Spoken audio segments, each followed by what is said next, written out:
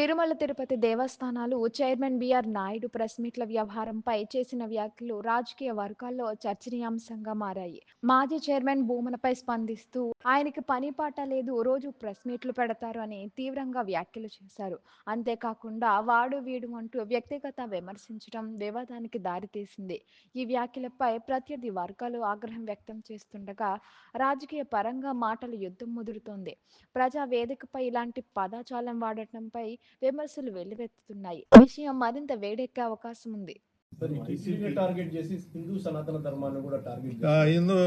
ముందు ఒక డైలాగ్ చెప్పినాడు. నేను ఆయన ఆ పూరం పోకూడదు వాడు. నన్ను అడిగితే వాడు పూరం పోకూడదు, పని పాట లేకుండా రోజు ప్రెస్ మీట్లు పెడతాడు కాగితం పులిలాగా.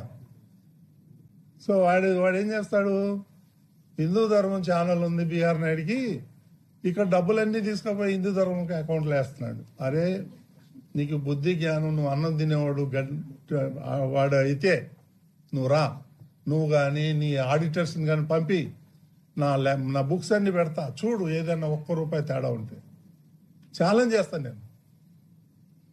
పనికి మాలిన మాటలు, పనికి మాలిన రాతలు ఇవన్నీ కట్టిపెట్టమని చెప్పి నేను అడుగుతున్నా.